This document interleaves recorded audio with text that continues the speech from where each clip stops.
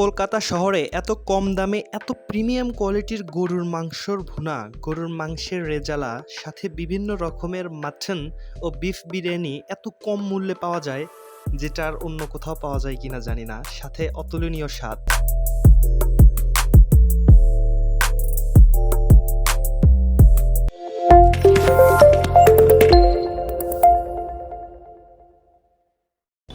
কলকাতার নিউ মার্কেটের আশেপাশে অনেকগুলো মুসলিম রেস্টুরেন্ট পাওয়া যায়, যেখানে গরুর মাংসের রেজালা, গরুর মাংসের ভুনা সহ গরুর মাংসের বিভিন্ন রেসিপি সেখানে পাওয়া যায়।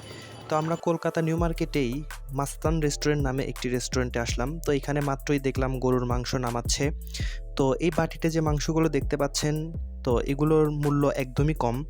আর এই যে গরুর বট, এখানে গরুর বটও পাওয়া যায় এবং গরুর রেজালাও পাওয়া যায়। এখানে 4 পিস মাংস সহ একটা ডিম, এই রেজালাটার মূল্য মাত্র 60 টাকা। আর এই যে বিরিয়ানিটা দেখতে পাচ্ছেন, এটা হচ্ছে বিফ বিরিয়ানি। এই বিফ বিরিয়ানিটার মূল্য একদমই কম। আমি 1 প্লেট বিফ বিরিয়ানির অর্ডার করি, যেখানে আমাকে বড় বড় 3 পিস বিফ দেয়, সাথে 1 পিস আলু। তো এই বিরিয়ানিটার মূল্য মাত্র 80 টাকা, যেটা অকল্পনীয়, তাও আবার বাসমতি চালের। বাংলাদেশে আমার মনে হয় না কোথাও এত অল্প টাকায় এরকম প্রিমিয়াম কোয়ালিটির বিরিয়ানি পাওয়া যায়। তো এটা আমার সফরসঙ্গী ক্লায়েন্ট, একটা হাই দিয়ে দাও। তো যাই হোক, এই বিরিয়ানিটার স্বাদ অনেক ভালো ছিল, কেননা ইন্ডিয়াতে তারা অনেক প্রকার মশলা ইউজ করে। আর এই যে মাংসটা দেখতে পাচ্ছেন, এই মাংসটার মূল্য মাত্র 70 রুপি। 70 রুপিতে তারা আমাকে প্রায় 5 পিস মাংস দিয়েছে। আর এই ভুনাতে তারা অনেক প্রকার মশলা ইউজ করেছে, যেটার স্মেলটাই অন্যরকম।